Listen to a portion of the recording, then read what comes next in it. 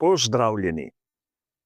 A verjetno ste tudi vi v medijih, ki govorijo o Formuli 1, že prebrali, kako Colova nekateri že postavljajo v Formulo 1 za sezono 2027.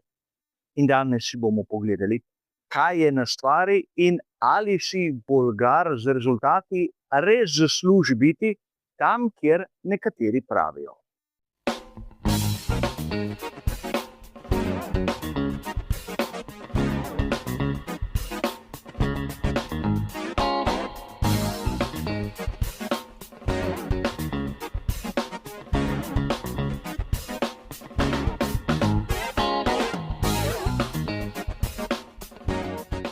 Colov je voznik, kateremu sledim že od njegovega prihoda v Formulo 3. In od takrat do danes je res dosegel marsikaj. Marsikaj, kar si velja zapomniti. In ne nazadnje, kot ste verjetno brali v mnogih virih, je dosegel nekaj, kar še nikomur pred njim ni uspelo v Formuli 2. Colov je namreč zmagal 3 dirke zapored. Marsikateremu navdušencu Formule 1 se to ne bo zdelo absolutno nič posebnega. Ampak po drugi strani velja poudariti, da v Formuli 2 imamo rahlo drugačna pravila kot v Formuli 1. Zaradi tega se moramo zavedati, da v Formuli 2 doseči 3 zaporedne zmage je rahlo težje kot zmagati 5 dirk za veliko nagrado zapored v Formuli 1. Namreč vsak dirkaški vikend v Formuli 2 imamo sprint dirko, ki je čisto nekaj drugega kot sprint v Formuli 1. Namreč ta skrajšana sobotna dirka je takšna, da ima štartni razpored, kjer prvih 10 iz petkovih kvalifikacij začne v obratnem vrstnem redu. Poenostavljeno povedano, najhitrejši iz petkovih kvalifikacij začne kot 10, oni, ki je drugi, bo dobil 9. mesto na štartnem razporedu, tretji bo sprint začel kot 8. ter tako naprej. In če se zavedamo tega, lahko razumemo, da je rezultat Colova res nekaj posebnega. Ampak ali to pomeni, da je Colov res tak talent, da si kar takoj zasluži Formulo 1? Verjetno, če beremo mnoge članke, ki so dosegljivi nam, navdušencem, je odgovor pritrdilen. Ampak pozabljamo na nekaj. Colov je član Akademije Red Bulla.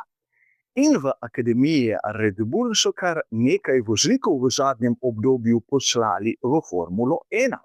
Govorimo o Isaku Hajdžarju, govorimo o Arvidu Lindblandu. In da Colov v Formuli 3 je bil prisoten kar 3 sezone zapored.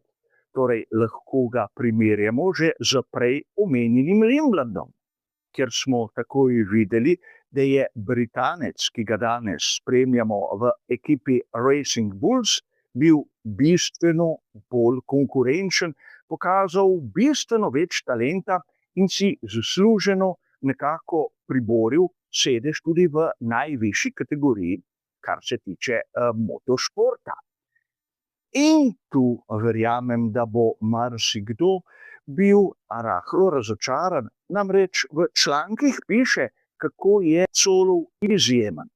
Rad bi vas spomnil, da smo podobne zgodbe lahko brali in poslušali tudi o Dinu Beganoviću. Predvsem zaradi tega, ker njegova družina izhaja iz krajev, ki so geografsko blizu nam.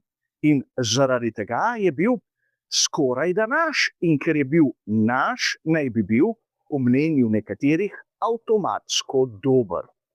A resnica je rahlo drugačna. Dino Beganović je nekje tam v povprečju in čeprav mu Ferrari daje priložnost v tistih prostih treningih, ko morajo dati možnost novincem, dvomim, da bo Beganović v konkurenci, naprimer s Camaro, kdaj prišel do Formule 1.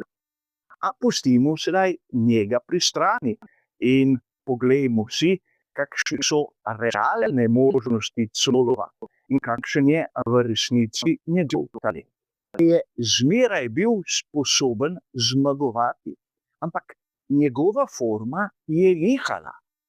Zmagoval je in na to, kar nekaj dirk ni bil sposoben doseči niti točke v tisti kategoriji, v kateri je tekmoval. V preteklosti Colov ni dosegel naprimer tistih naslovov, ki jih ima marsikdo, ki ga danes gledamo v Formuli 1. In tu bi rad poudaril, da naprimer Bortoleto in seveda tudi Piastri so bili sposobni zmagovati v Formuli 3 in Formuli 2 kot novinci v seveda zaporednih sezonah. Enako je pokazal Leonardo Fornaroli, ki je tudi tekmoval neposredno proti Colovu. In torej, tu bi se lahko začeli spraševati, ali je res Colov tak talent, kot pišejo nekateri avtorji. In tu prihaja na dan še drugo pomembno vprašanje. Strinjam se, da Liam Lawson verjetno nikoli več ne bo dobil priložnosti v ekipi Red Bull. Ampak tu se lahko začnemo spraševati, ali celoten sistem Red Bulla rabi Colova v tem trenutku v Formuli 1. Imamo Hajdžarja, imamo Lindblanda, ki sta po mojem videnju bistveno boljša od Colova. Colov ima v tem trenutku srečo, da je nekako naletel na izjemno šibko konkurenco v Formuli 2, ker je Kamara, ki je neprepoznaven, ker je Gabriele Mini, ki je mene osebno razočaral, ker vidimo, da životari Beganović nekje na sredini lestvice in še bi lahko našteval. Namreč lahko je Colovu zmagovati, če je njegov nasprotnik, naprimer Sebastian Montoya, da se razumemo. In tu se poraja vprašanje, zakaj dati Colova v Formulo 1. Zato, da bo mogoče nekoč prišel v ekipo Red Bulla, dvomim.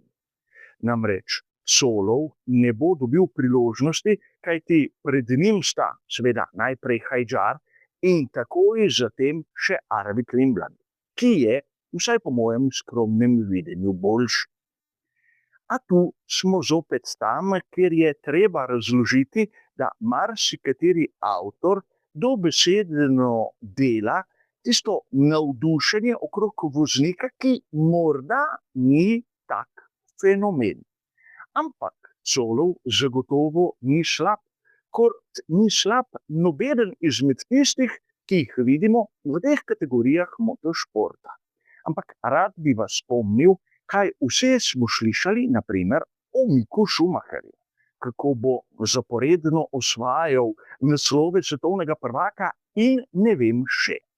Se je kdo izmed vas vprašal, kako mu gre v Formuli IndyCar?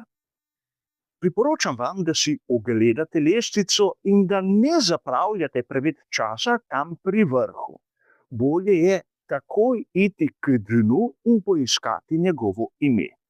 In sedaj nehajmo s tisto zgodbo, da rabi čas, da se bo privadil. Ljudje, kot so Oscar Piastri ali pa Gabriel Bortoleto, so prišli do naslovov, brez da bi rabili sezono ali dve, da bi se zadev sploh naučili. In zato so tam, kjer so. In tu je seveda sedaj tisto glavno vprašanje. Colov je verjetno v tem trenutku v navedenicah žrtev piscev, ki nimajo drugih tem, da bi zapolnili stolpce v svojih medijih.